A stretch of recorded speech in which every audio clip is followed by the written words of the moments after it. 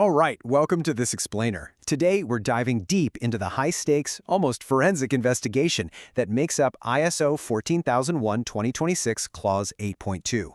We're going to look specifically at what happens right after an environmental emergency and how your post-incident review and the planned improvements that follow can literally make or break your entire environmental management system. Okay, let's just picture the scene for a second. The emergency responders, they've gone home. The hazardous materials are all secured, the immediate threat to the environment is over, and you naturally breathe a massive sigh of relief. But are we actually done? Well, not even close. Actually, in the eyes of an ISO 14001-2026 lead auditor, just containing the incident is really only the beginning of the actual work. You see, the true test of your system isn't just how you react in the heat of the moment. It's about how you learn, how you adapt, and how you systematically improve once the dust finally settles. So, we're going to treat this explainer kind of like a detective's notepad. Here is our game plan for today. First up, the investigation begins. Second, finding the root cause. Third, updating response procedures. Fourth, we'll look through the auditor's lens. Fifth, we'll cover common audit pitfalls to avoid. And finally, number 6, sustaining environmental resilience. Okay, moving right into Section 1, the investigation begins. Beyond the alarms. This is where we stop putting out fires and start figuring out why the fire started in the first place. So, under Clause 8.2, a post-incident review is what transforms a purely reactive response into a strategic improvement. It's a structured, totally systematic analysis. And look, the goal here isn't to point fingers or assign blame. It's about identifying the real weaknesses in your emergency plans, your operational controls, and how you allocate resources so you can actually learn from the event and, most importantly, stop it from ever happening again. Because you've got to remember what you see, an oil leak, a chemical spill, maybe a wastewater overflow. That is literally just the visible symptom of a much deeper systemic issue hiding right beneath the surface. And if you're only focusing on the visible symptom, you're leaving a massive, dangerous iceberg of organizational failure completely unchecked. Now, what's really fascinating here is that these investigations aren't just reserved for major headline-making disasters. Obviously, you review contamination events or regulatory breaches, but check out that last point. Even a near miss, like say a hazardous container that almost ruptured but didn't, purely due to blind luck, that is absolutely a crucial trigger for a review. A near miss is basically a free warning from your system. You cannot ignore it. Which brings us to Section 2, finding the root cause. The detective work. Now we enter the phase where we have to figure out exactly why those environmental controls failed. So take a look at the flow of a proper root cause analysis. ISO 14001-2026 really pushes us way past that easy, lazy answer of just saying, oh, human error, to uncover true organizational failures. You identify the underlying cause. Then you analyze the systemic weakness. Maybe it's lack of training, or maybe poor infrastructure design. Then you correct the control. And finally, and this is absolutely critical, you verify that your action actually worked. Let me make this incredibly concrete for you. If you just treat the symptom by mopping up a chemical spill and then yelling at the operator, an auditor will fail you. Zero hesitation. You have to fix the root cause. As our sources point out, if a container failed, you need to redesign the actual storage infrastructure. Or you need to implement strict chemical compatibility checks so those incompatible chemicals can literally never mix again. Now that is systemic improvement.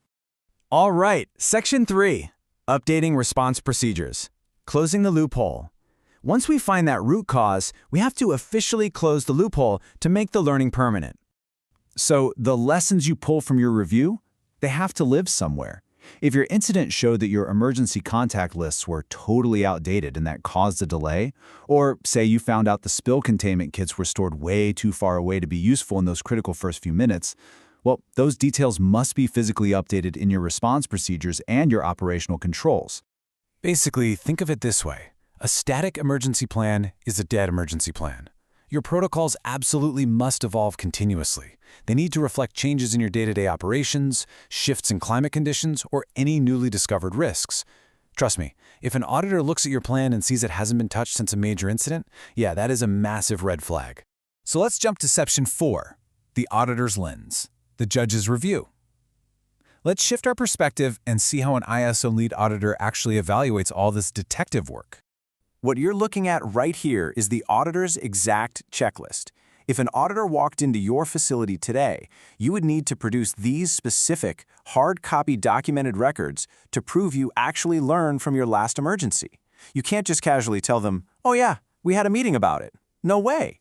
You need the investigation report, the formal root cause analysis, the revised plans, and the training logs proving your staff was actually trained on those exact new procedures. Auditors are specifically looking for this clear, chronological audit trail. They want to ensure the loop was completely closed. They want to see the timeline from the exact day the incident occurred, straight through the investigation, all the way to implementation. And crucially, look at step 4, ending with a physical drill. You have to test the new, revised plan to prove that the corrective action actually held up in practice. Which leads us straight into Section 5, Common Audit Pitfalls. Losing the case. Unfortunately, a lot of organizations stumble right at the finish line here. They end up with systemic nonconformances because of a few really common traps. Notice how these mistakes map directly to ISO failures. For instance, the sources note that simply blaming unexpected rainfall for a wastewater overflow, rather than actually analyzing your infrastructure's capacity or drainage design, results in an immediate root cause analysis failure. You can't just blame the weather, you have to own the system weakness. And here is the absolute golden rule of ISO audits, folks. If it isn't documented, it didn't happen. Period. If your post-incident review was just some informal chat in the break room without recorded minutes, action items, and tracking, well, in the auditor's eyes, that review literally never took place. Documentation is your one and only proof of accountability. And finally, Section 6, Sustaining Environmental Resilience, the ultimate goal. Let's see how this whole rigorous process builds a stronger organization. Ultimately, by integrating your lessons learned directly into your risk registers and your management review processes, you transform a crisis into a catalyst for long-term sustainability. You stop just reacting to emergencies, and you start anticipating them. You treat incidents as these vital learning opportunities that make your environmental controls stronger and more resilient every single time. So, I want to leave you with this provocative thought as we wrap up this explainer. True environmental management isn't about never having an incident. Look, accidents happen, right? It's about ensuring you never have the same incident twice. So, will your next emergency be a repeated failure? Or will you use the rigorous tools of ISO 14001:2026 to make it a catalyst for continuous improvement? The choice and the evidence is entirely up to you.